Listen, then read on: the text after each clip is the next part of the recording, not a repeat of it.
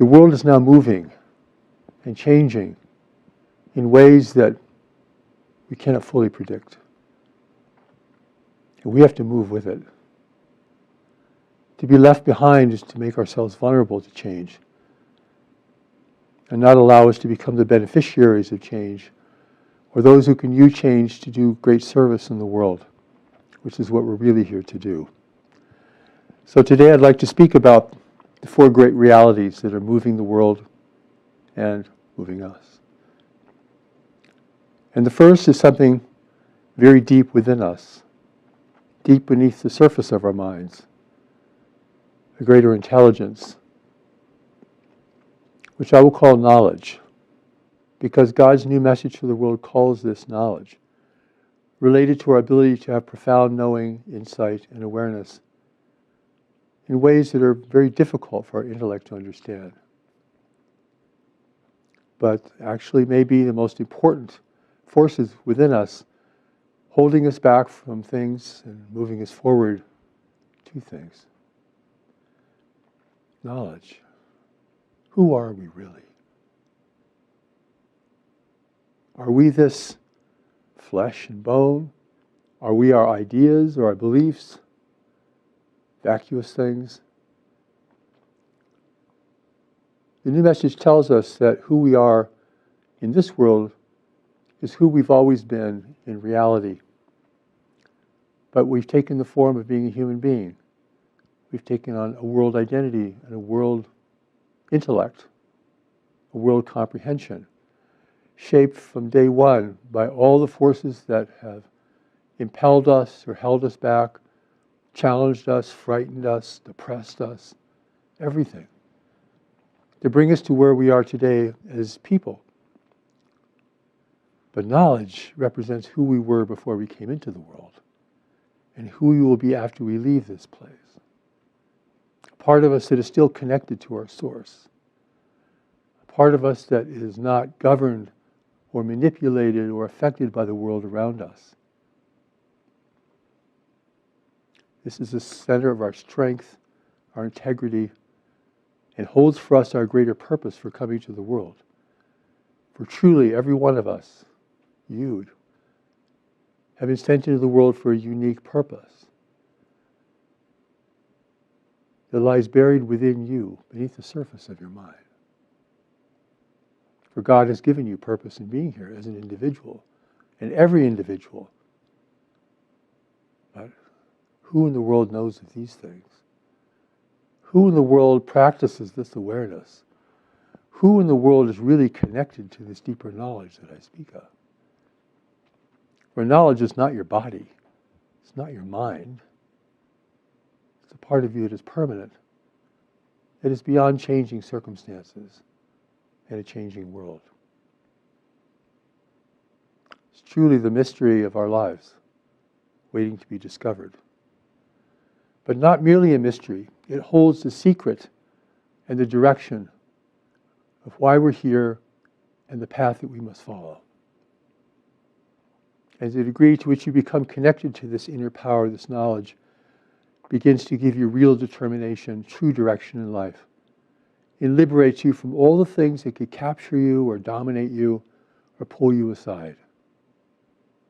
So many traps and snares in a world of influence and seduction.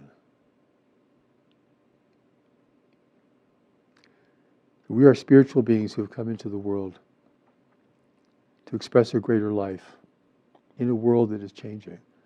And our greater life is connected to this world that has changed. Why else would we come here?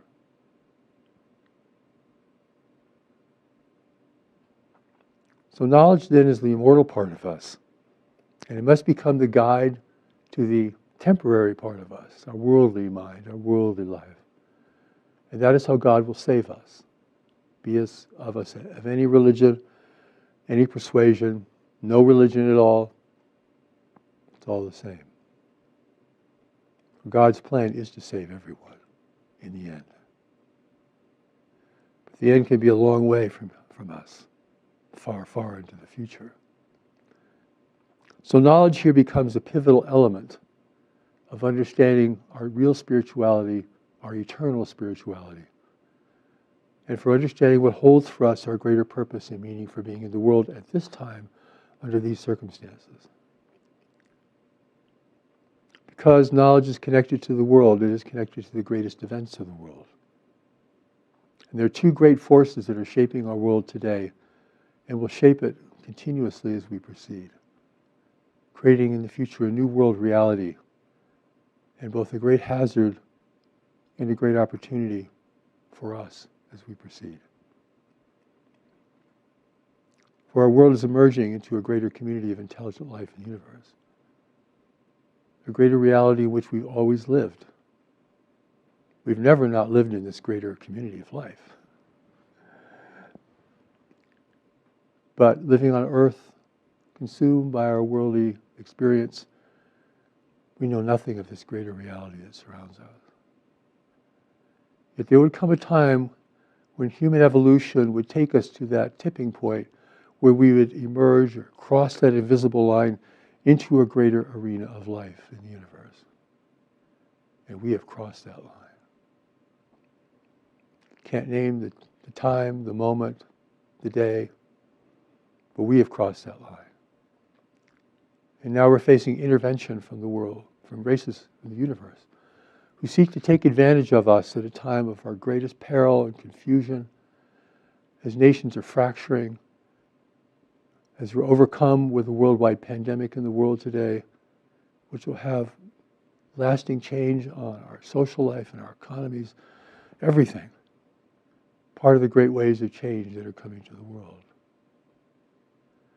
And these great waves have brought not visitation, but intervention into our world. I will call it the coming of the greater community. The greater community meaning the greater community of life in the universe. A non-human universe where freedom is rare. Such great things that most people don't even want to think about it, let alone look at it or consider it. But you need to consider this, because this has everything to do with who you are and why you're here. What you're connected to at a bigger level, a higher level. We can live our lives consumed with little things, personal problems, whatever our notions of fulfillment may be, and we have no notion of who we really are or what is moving our world. I pray that will not be you. You've lived that life already, and you can see how empty and desolate it is, and how it gives you nothing but regret, no real assurance, no real power, no real certainty in life. So welcome to the big picture. The coming of the greater community is the greater context for experiencing knowledge, purpose, and meaning of life. It is a reality that will either uplift us or eliminate us from this world. It is so important that we continue to be the sovereign race here, for that will assure the evolution of knowledge within us and redemption for humanity. But that is now under challenge by the two great events that are moving our world. So the greater community represents the great evolutionary step that we are all now having to take. A great evolutionary step for humanity. No longer a world of warring tribes and tragic history, we now must become united sufficiently that we can engage with the universe of intelligent life together. This is the great physical reality that surrounds us, and it's now coming into our life. Not because we're venturing into space, but because space is venturing into us. This is what the new message of God reveals to us. And in doing so, it throws open the doors of the reality of intelligent life in our local universe. Something we have no way of understanding. And no one on earth can prepare us for the greater community. We have no understanding of what's really out there. It's nothing like what our movies portray. Not the universe that we want to see. It's not a human universe.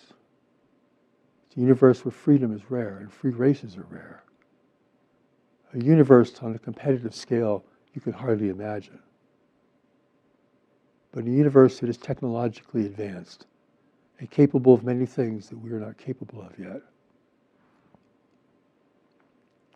So we are eclipsing an age-old isolation in the world now, a painful process, and coming into contact with a greater panorama of life. At an early time, I would think that would be such a great thing for us to have this happen. Races could give us wisdom and technology and teach us how to live in peace. But even then, in my heart, I knew that really wasn't it.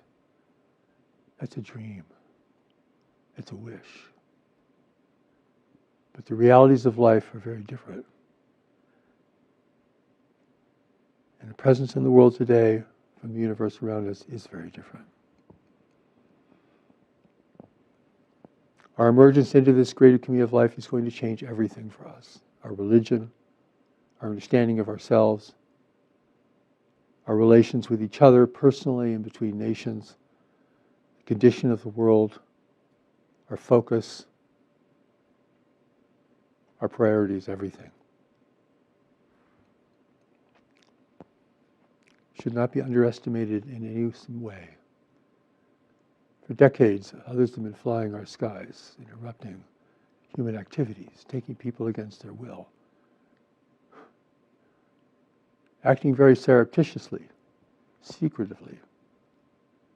Not great military powers, no. Small groups who have great power of persuasion over the unwary and the unknowing.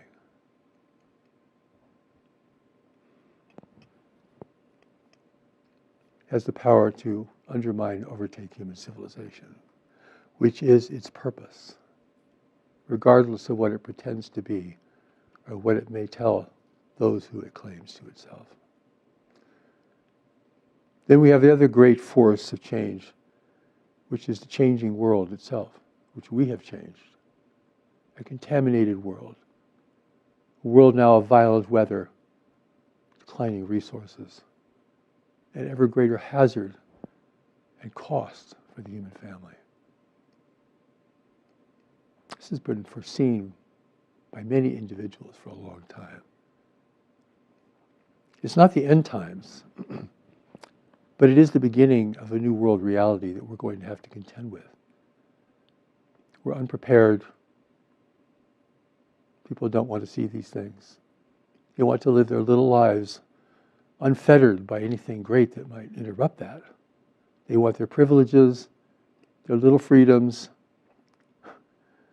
when in fact there's something amidst in our world on two platforms that could change all of those things.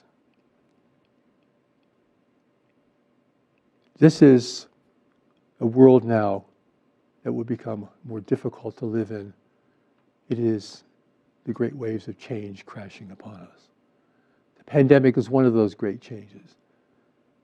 It is far from over, and it will take years to recover from it. But in its heels will be a great financial change and great environmental change that now cannot really be fully stopped, only mitigated. This too has the power to change and even destroy human civilization. The new message paints a very clear picture of this, not to frighten us or to overwhelm us, but to alert us and to engage us.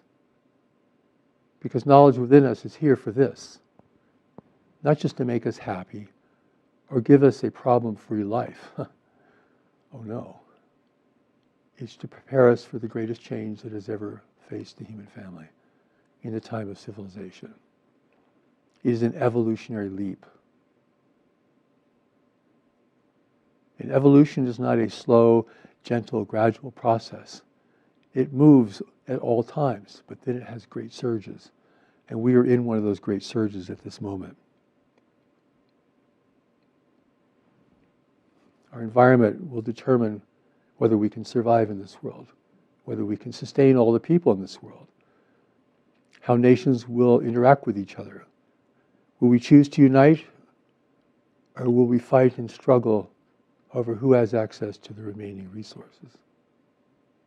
Food, water, energy, everything.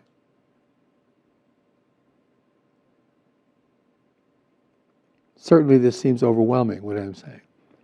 And don't think it's not loving. This is God's love speaking to you. God loves humanity and therefore warning humanity of the great hazard it is now facing. Don't think I'm being fearful or negative. I'm being real with you. And I ask you to be real with me. And real about your life. Stop trying to fulfill yourself with petty little activities. Instead of look at what's coming over the horizon. Knowledge is within you. It is not afraid. It knows where you need to be, what you need to do, and who you need to be with, if you will follow it step by step. Therefore, we take the steps to knowledge. And we learn to follow it as it begins to reshape our lives, to strengthen us, to free us from our weaknesses and our obsessions, gives us the eyes to see and the ears to hear, gives us both sobriety about life and also a great love of life. For without fear of life, there is love. Not casual love, but a deep respect and a deep engagement. These great waves of change on planet Earth are also the platform to initiate knowledge within us. For knowledge has come at a time to respond to the movement of the world and now the movement of the greater community forces in the world who are threatening the future and freedom of humanity. What will awaken us spiritually? 20 years of meditation? Maybe. Fervently believing in the scriptures? No. It will be responding to what God has put within us to respond to, in response to the world we live in. Each of us has been sent here to live in these times, to serve these times. So stop complaining about the world. Don't be a victim of the world. This is the place that is perfect for you to be in right now. It's the one thing that can restore you and redeem you and call forth your greater strength. Certainly there's personal strength and personal abilities, but knowledge is the greater strength within you. For what else is fearless within you? What else has true purpose and direction within you? What else can see and know what others cannot see and know? What else within you can protect you from all forces of harm, both seen and unseen? Nothing you can think of. This is God's great endowment for all of us.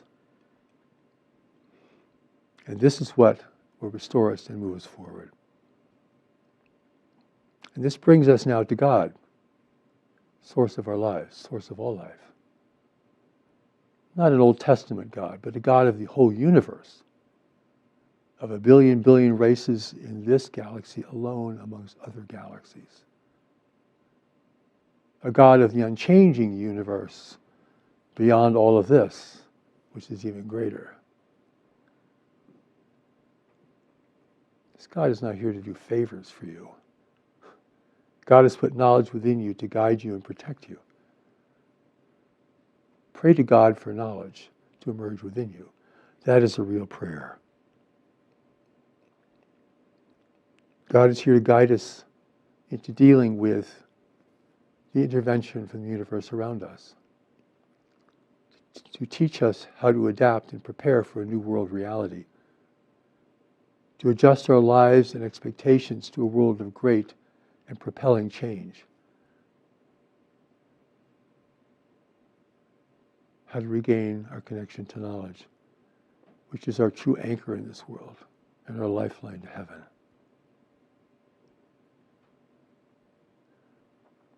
You could pray to God, you could prostrate yourself at the temple, the mosque, or the synagogue, but If you do not do what God sent you here to do, then you're not praising God. Your action is your allegiance and a demonstration of your faithfulness. For the religions of the past, as great as they are, as important as they are, cannot prepare us for these two great challenges and two great movements of life in our world. And that will continue whether we are ready or not, prepared or not, with great consequence depending on how we choose to respond. God is not the focus. What God has put within us is the focus. What is occurring in the world on a large scale is the focus. Your life, no matter where it is at this moment, no matter what you've been through, what errors you've committed, what problems you face, the calling to knowledge is within you. God is calling for this to come forth, and the world is calling for this to come forth. Calling that which is most fundamental within you, the foundation of your life. Who you were before you came, who you will be after you leave. What could be more who you are than that? A temporary identity in the world, a name tag, some little temporary role you might play here. So, this brings us back to the first thing, which is knowledge. We have knowledge. We have the greater community of life, the coming of the greater community. We have the great ways to change in the world. We have God, and it brings us back to knowledge. Belief is not enough. Belief is of the personal intellect. Has very little power, consistency, or permanence. God's new message to the world is to take us deeper within ourselves so that we may know what to do in a world of calamitous change, a world facing intervention, a world of growing poverty and inequity, a world of declining resources, declining stability. It's not a world of spiritual transcendence. It's not a world of believing and hoping for an afterlife. This is a world of being here now. So God's new message is highly functional, feet on the ground, your mind in heaven, working together. God will not intervene in the 11th hour to save humanity. If we do not take the steps that must be taken to protect the world from the outside and to prevent collapse on the inside, God will not intervene to save us. God has already saved us because God has put knowledge within us. Therefore, there is no hell and damnation because you can never separate yourself from this knowledge that lives within you because it's who you really are. Beyond identity, beyond appearance, beyond description, that's who you are. So don't try to visualize this. That's not going to help. It is a greater power within you. Beneath the turbulence of the mind, there's a great well of stillness. And in this well of stillness, knowledge resides. You have felt this before. Moments of insight, intuition, seeing things you should not do, seeing things you should do, remembering important things, stepping away from other people in situations that could be harmful. This is knowledge working in your life. It's brought you to this moment. It's brought you to this moment to be here with me. This is our great opportunity to engage with each other while I'm still in the world.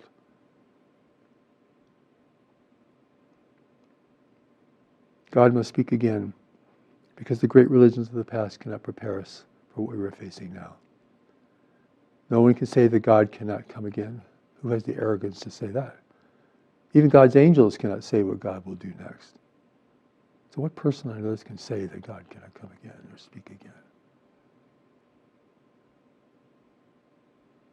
God speaks when God wills, and God speaks when a great crisis and necessity is facing humanity. I've spent 38 years dedicating my life to receiving the greatest revelation, the biggest revelation ever given to this world. I invite you to experience it. I call you to experience it. This is a great moment of engagement. But you have to decide. Explore the revelation. It's there for you. There's no cost to experience it or hear the voice of revelation, which has never been heard in the world before. You listen, come to hear, listen and decide. For the presence is with you, the power is within you, and God and the world are calling it forth as never before.